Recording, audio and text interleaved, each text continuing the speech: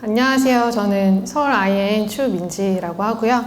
오늘 주제는 이제 난임병원에서 만나는 다낭성 난소 증후군으로 준비를 해봤고, 진료실에서 다낭성 난소 증후군이라고 이제 한 번쯤 들으셨던 분들이 오실 것 같은데, 평소 진료실에 설명을 드리기는 하지만 이게 되게 깊게 설명을 드리지 못하는 부분들 위주로 준비를 좀 해보았습니다. 다낭성 난소 증후군이라고 오시면 증상은 굉장히 스펙트럼이 넓어서 되게 경미한 분들부터 증상이 굉장히 심한 분들까지 다양하게 오시지만, 저희 난임병원에 가장 흔하게 오시는 분들은 스토리가 이렇게 조금 비슷하세요. 환자분을 만나보면 이제 32세 여성분이시고 2019년 12월에 결혼하시고 주로 32, 3일 주기로 그냥 규칙적으로 생리를 잘 하다가 2020년 여름부터 한 40일에서 60일 주기로 생리 주기가 막 길어지기 시작하더니, 그때부터 이제 얼굴에 여드름도 많이 나고 해서 피부과도 가보지만 곧 임신 시도 계획이 있다 해서 아무 약도 못 받고 그냥 그렇게 지내시다가 1년 정도 됐으니 이제 임신을 해볼까 하고 임신 시도를 하지만 1년 경과해서 이제 난임이 되시게 되죠. 주변에서 난임병원 가봐라는 얘기를 막 이제 조금씩 듣고 난임병원에 오려고 전화를 했더니 생리 2, 3일째 오라고 그래서 생리만 기다리지만 또 생리가 안 와서 결국에는 무월경 2달, 3달 이 상태로 병원에 오십니다. 그래서 이분 이야기는 이제 마지막에 다시 한번 설명을 드리도록 하고요. 그래서 다낭성 난소 증후군이라고 할 때 여기서 다낭성 난소가 그럼 의미하는 게 뭘까요? 왼쪽에 라이트 오바리라고 적혀 있는 사진은 비슷한 30대 초반 여성분인데 이제 난소 하나당 작은 난포들이 한 10개, 12개가량 보였던 분 사진이고, 이 오른쪽에 레프트 오바리라고 적혀 있는 사진은 난소 하나당 작은 동그란 난포들이 한 3, 40개가량 엄청 많이 보였던 초음파 사진이에요. 그래서 다낭성 난소다라고 얘기하는 거는 초음파로 난소를 봤더니 난포가 매우 많이 보인다라는 의미예요. 그러면 이렇게 초음파로 난포가 많이 보이면 다낭성 난소면 다 다낭성 난소 증후군으로 진단을 받느냐? 그렇지는 않고요. 이렇게 눈으로 겉으로 보이는 다른 증상들이 동반이 되어야 다낭성 난소 증후군이라고 진단을 받게 되고, 의사들이 가장 많이 쓰고 있는 진단 기준이 이제 로테르담 크라이테리아라고 해서 이 중에 3가지 중에 2가지 이상이면 다낭성 난소 증후군으로 진단을 하게 됩니다. 먼저 첫 번째는 월경이 불규칙해서 1년에 8회 미만으로 월경 횟수가 굉장히 적을 때, 휘발 월경이 주소가 있을 때랑, 두 번째는 겉으로 이제 남성 호르몬 과잉 증상이 있을 때. 그래서 남성 호르몬 과잉 증상이라 하면은 주로는 이제 남성형 다모증, 그다음에 여드름, 그다음에 몸에는 털이 많은 다모증인데 머리 쪽은 이제 탈모가 오는 남성형 탈모, 이런 증상이 있을 수 있고요. 마지막으로는 앞서 설명드린 초음파로 봤을 때 다낭성 난소 소견이 보이는 것. 이 3가지 중에 2가지 이상이면 다낭성 난소 증후군으로 진단을 하게 됩니다. 다낭성 난소, 남성 호르몬 과잉, 그다음에 불규칙한 월경, 이런 증상들이 나타나는데, 겉으로 드러나는 증상들 말고 그럼 그 이면에 이제 숨겨져 있는 시작점들이 있을 거잖아요. 교과서에서는 이 다낭성 난소 증후군 시작점이 크게 2가지가 있다라고 얘기를 하고 있고, 하나는 이제 난소의 기능 장애가 있다. 두 번째는 인슐린 저항성이다라고 얘기를 하고 있고요. 먼저 난소의 기능 장애부터 조금 구체적으로 설명을 드리도록 하겠습니다. 일단 난소는 난자를 품고 있는 작은 난포, 폴리클들이 아주 많이 담겨있는 생식샘이에요. 그래서 이런 난소에서는 여성 호르몬인 에스트라디올 그리고 프로게스테론을 분비를 하고, 남성에 비해서는 소량이지만 이제 남성 호르몬인 테스토스테론도 분비를 하고 있습니다. 눈에 보이지 않는 작은 난모 세포들로부터 시작해서 난포가 점점 하나씩 자라게 되면 이 난포에서 에스트라디올 분비가 같이 증가를 하게 되고, 이 에스트라디올 수치가 어느 수준 이상으로 높아지게 되면 배란이 일어나게 되고요. 배란이 되고 남아있는 난포, 그러니까 난자가 나오고 남은 난포는 노랗게 변해요. 그래서 저희가 황체라고 부르고, 이 황체에서는 프로게스테론 호르몬이 분비가 되면서 이 배란하기 전에 나오는 에스트라디올은 자궁 내막을 두껍게 증식시켜주는 역할이 있고요. 프로게스테론은 이 두꺼워진 내막을 안정화시켜줘서 착상 유지에 필요한 기능을 하게 됩니다. 이것이 이제 한 난소의 주기라고 보시면 되는데, 이 난소에서 일어난 이 과정이 난소 혼자서 알아서 돌아가는 것은 아니고요. 난소 위에서 이제 뇌하수체라고 하는 뇌에 있는 아주 작은 기관이 이제 관장을 하게 됩니다.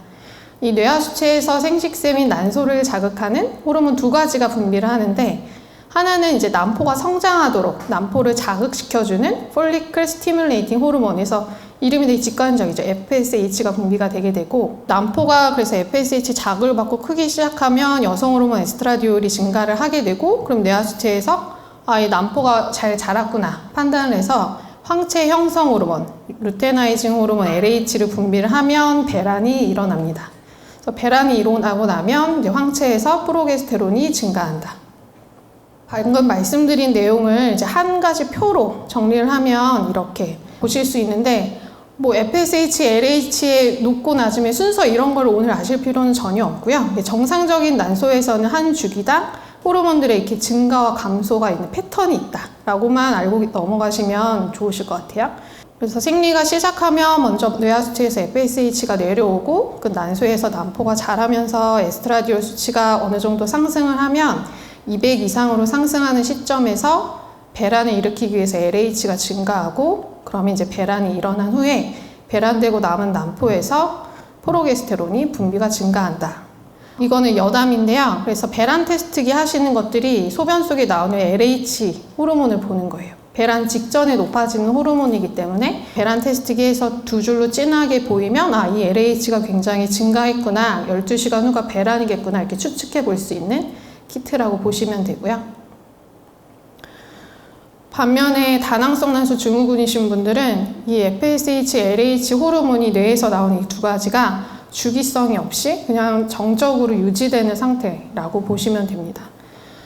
그래서 난소의 기능장애다라고 하면은 호르몬의 이렇게 증가 감소가 없이 멈춰있는 상태. 난소에서 난포가 자라지도 못하고 배란하지도 못하고 그대로 갇혀있는 상태라고 보시면 될 것 같아요. 여기서 한 가지 또 눈여겨보실 것이, 증가와 감소도 없지만 생리 중에, 저희 난임병원 오실 때는 꼭 생리 중에 피검사를 하시는 이유가, 생리 중에 해야 이 높고 낮음의 주기가 있는 호르몬들을 의미를 해석을 할 수가 있어요. 그래서 생리 중에 피검사를 하게 되면 난포를 자극시키는 FSH가 보통 LH보다 조금 높게 측정이 되게 됩니다. 근데 다낭성 난소 증후군이신 분들은 대개 LH가 FSH보다 높게, 심하신 분들은 2배 이상으로 많이 높게 측정이 되게 되고요. 아까 맨 처음 슬라이드에서 살짝 보여드렸지만 이제 LH가 분비가 확 되면 배란이 일어나기도 하지만 주기랑 상관없이 또 난소에서 남성 호르몬 분비가 증가하게 돼 있어요. 그래서 LH가 굉장히 높은 상태로 쭉 정적인 상태로 유지가 되시다 보니 난포가 일단 자라지는 못하고 남성 호르몬 분비는 난소에서 조금 많아지고 이런 증상들이 나타날 수가 있습니다. 방금까지는 이제 난소의 기능 장애를 아주 간단하게 설명을 드렸고요. 이어서 이제 인슐린 저항성이 뭔지 설명을 드리겠습니다. 저뿐만 아니라 이 난임 의사들이 보는 교과서가 이 책이에요. 앞에 있는 초록색 책은 이제 구판이고 뒤에 있는 파란색 책이 2019년에 새로 나온 신판. 이 교과서에 따르면 다낭성 난소 증후군인 여성분들은 인슐린 저항성이 좀 흔하게 나타나는 것으로 되어 있고요. 다낭성 난소 증후군 여성에서 10%가 40세 이전에 당뇨병으로 발전한다 라고 되어 있고, 또 같은 연령군 대비해서 당뇨병 위험도가 기본적으로 다낭성 난소 증후군이면 4배에서 많게는 7배가량 높다라고 얘기를 하고 있어요. 일단은 인슐린이 뭔지 간단하게 설명을 드리면, 우리가 음식을 먹으면 혈관 속의 혈당이 높아져요. 당이 글루코즈라서 G라고 표시를 했고요. 혈당이 높아지면 췌장에서 인슐린 분비가 증가하게 됩니다. 그래서 인슐린이 지방세포에 와서 작용을 하게 되면 지방세포에서 이렇게 문이 열리면서 혈관 속에 있는 당이 지방세포 안으로 쏙 들어오는 채널이 열려요. 인슐린 저항성이다 라고 하면 인슐린이 지방세포에는 자기 수용체에 달라붙어도 혈관을 유입시키는 채널이 잘 열리지 않는 걸 의미해요. 그러니까 혈관 속에 있는 당들이 세포로 잘 들어오지를 못하니까 공복 혈당이든 식후 혈당이든 혈당이 조금 높게 측정되는 경향이 있고, 근데 실제 세포 안에서는 잘 이용하는 당이 절대적으로 부족하다 보니까 혈당은 높지만 오히려 허기감을 좀 쉽게 느끼고 몸에서는 막 단 것이 땡기게 되는 그런 증상이 있을 수 있습니다. 그래서 이 앞서 설명드린 난소의 기능장애랑 인슐린 저항성이 같이 만나게 되면 악순환이 일어나기 시작하는데, 그 이유가 이 인슐린 수용체가 지방세포에만 있는 것이 아니고 난소에도 있게 되는데, 그래서 인슐린 저항성 때문에 인슐린 분비가 늘어난다고 설명을 드렸어요. 그래서 인슐린이 늘어나게 되면 이 늘어난 인슐린이 그만큼 난소도 많이 자극을 하게 될 거고, 인슐린이 난소에 달라붙으면 어떤 일이 일어나냐면 난소에서 남성 호르몬 분비가 증가합니다. 난소에서 남성 호르몬 분비는 워낙에 LH가 높으신 분들이라서 이미 남성 호르몬 분비가 많다고 설명을 드렸는데, 인슐린 저항성 때문에 또 이 난소가 자극이 되면서 남성 호르몬 분비가 더 같이 늘어나는 악순환이 이제 일어나기 시작하는 것이고, 여성의 몸에서 남성 호르몬 비율이 많아지면 어떤 일이 생기냐, 복부 지방이 늘어나게 됩니다. 그래서 팔다리보다는 복부나 이 턱 주변, 중앙 부위 살이 통통해지는, 복부 지방 자체가 또 인슐린 저항성을 증가시키는 악화인자예요. 그래서 복부 지방이 축적되면 그만큼 인슐린 저항성이 더 세지니까 인슐린이 더 많이 분비되고, 그럼 난소는 더 세게 자극을 받고 남성 호르몬은 더 계속 많이 분비가 되는, 그래서 계속 악순환이 일어날 수밖에 없다.